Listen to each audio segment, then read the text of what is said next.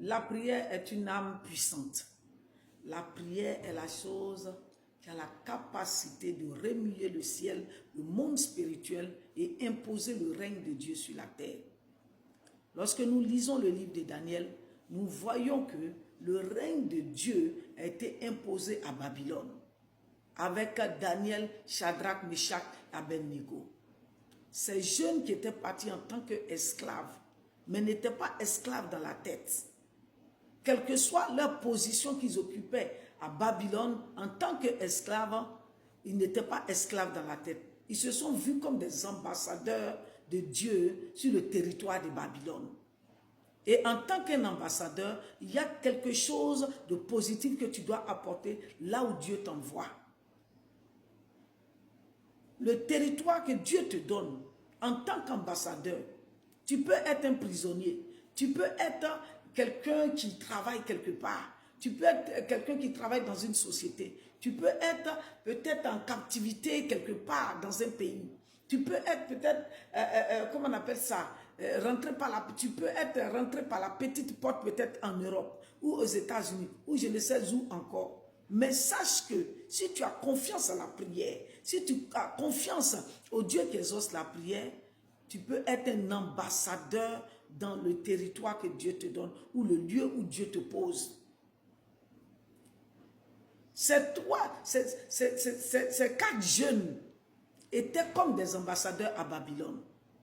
Et lorsque nous lisons le livre de Daniel 6, la Bible dit que le roi avait pris un décret. Mais ces quatre jeunes ne se sont pas soumis à ce décret. Pourquoi? Parce qu'ils connaissaient leur Dieu. Et celui qui connaît son Dieu, c'est lui qui se confie en son Dieu. Et la Bible dit que celui qui se confie en l'Éternel ne sera jamais dans la confusion. Ces jeunes avaient pour refuge, Dieu. Et lorsqu'ils ont été déportés à Babylone, ils avaient une seule âme, c'était la prière. Et quand le décret a été pris, c'est là même que Daniel a redoublé encore d'efforts pour pouvoir être dans la prière. Parce qu'il connaissait le Dieu qui marchait avec eux. Il avait la conscience, la présence, la conscience de la présence de Dieu avec lui. Et ses amis aussi. Et c'est pour ça que quand ils ont été confrontés à des difficultés, les choses ont été renversées. Pourquoi? Parce qu'ils ont tenu ferme dans la prière. Ils ne se sont pas conformés aux choses de Babylone. Ils ne se sont pas conformés à tout ce que le roi disait. Bien aimé, Dieu nous attend à ce carrefour aussi. Nous ne devons pas nous conformer à ce siècle présent-là. Nous ne devons pas nous conformer aux choses de ce monde-là. Mais nous devons avoir confiance en Dieu et nous confier dans la prière à Dieu. Lorsque le décret a été pris par Aman, dans le livre de Ruth, la Bible nous dit qu'un homme s'appelait Mardoché. Il a eu confiance en la prière. Il a eu confiance au Dieu qui exauce les prières. Une femme s'appelait Esther aussi, la reine d'Esther. Elle a eu confiance dans la prière. Et lorsqu'elle a publié le jeûne de 3 jours, elle n'est pas restée comme si elle faisait une grève de la faim. Elle allait dans la présence de Dieu avec des sujets bien précis. Et nous avons vu le résultat. Aman a été cloué à son propre bois. Le jour où Anne a décidé de prier véritablement, parce que toutes les années où elle montait à Shiloh, elle redescendait de Shiloh avec sa coépouse et son mari, peut-être que c'était des défilés de mode qu'elle partait faire. Mais le jour où elle a pris la décision d'entrer en elle-même et rencontrer le Dieu qui exauce les prières, qu'est-ce qui s'est passé? Le miracle a été possible pour elle. David, le roi David, se confiait tout le temps à Dieu. Parce qu'il savait que Dieu avait la capacité de changer les choses en sa faveur. Lorsque nous lisons, nous regardons l'histoire de David, nous voyons que David, lorsque les hommes sont venus prendre ses femmes, ses enfants, les femmes de ses soldats, qu'est-ce qui s'est passé? David allait dans la présence de Dieu. David allait dans la présence de Dieu. David a posé des questions claires à Dieu. David s'est confié dans le Dieu qui pouvait le délivrer. Et nous avons vu le résultat. Dieu lui a dit, va, rattrape, arrache. Et c'est ce qui s'est passé. Bien-aimé du Seigneur, la prière a la capacité de changer les choses en ta faveur. Alors ne néglige plus la prière. Parce que la prière, comme j'ai l'habitude de dire, c'est la clé passe-partout. Où tu as frappé, tout ce que tu as fait, ça n'a pas marché. Reviens à la prière.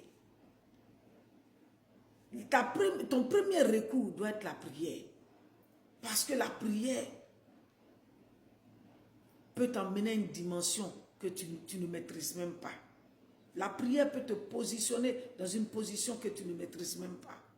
Peut-être que tu ne t'attendais pas à cette position, mais la prière a la capacité de t'enlever du bas pour t'envoyer dans le haut.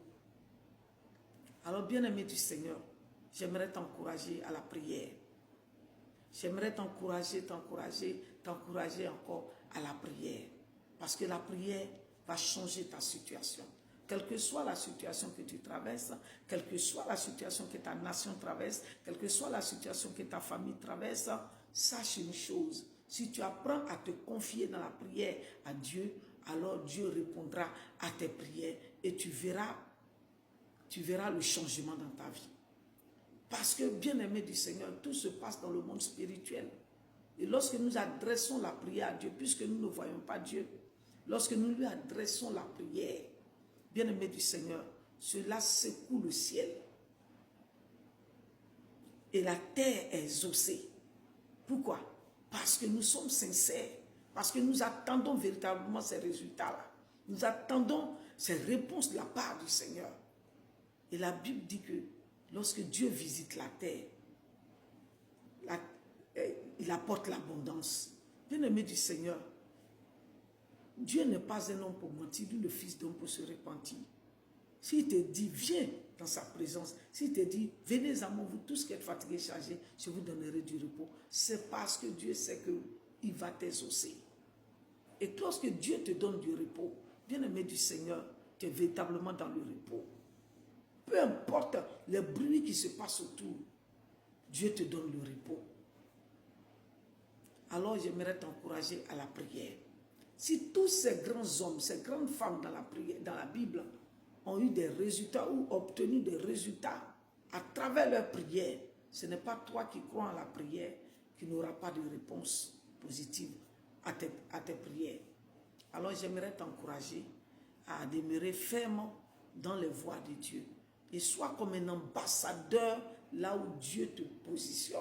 Ça peut être dans un bureau, ça peut être dans une maison, ça peut être dans un pays, tu peux partir du bas de l'échelle et atteindre le sommet par la prière.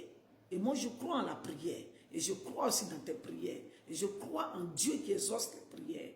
Et j'aimerais tout simplement t'encourager à ne pas te décourager afin que ne te décourage pas. Parce que Dieu est fidèle. C'est lui qui a dit, viens dans sa présence. Alors s'il dit, viens dans sa présence, bien aimé, tout ce que tu as fait, c'est de venir dans sa présence. Daniel n'est pas allé dans la présence, n'est pas allé chercher le secours auprès de ses trois amis. Bien vrai qu'ils ont été tous déportés à Babylone. Mais Daniel est allé chercher le secours auprès de Dieu, dans la prière. Et c'est ce qui a fait que Daniel et ses trois compagnons ont été élevés à Babylone. Quel que soit le lieu où Dieu te positionne, tu peux changer les choses. Tu peux changer la donne. Tu peux changer les situations. Si ces situations, par ta prière, tu peux renverser les situations. Alors que Dieu te bénisse, que sa grâce repose sur toi. Et ma prière pour toi est que tu demeures toujours dans les pavis du roi des rois et que tu sois dans le secret de Dieu, qu'il fasse de toi un homme, une femme de prière au nom de Jésus.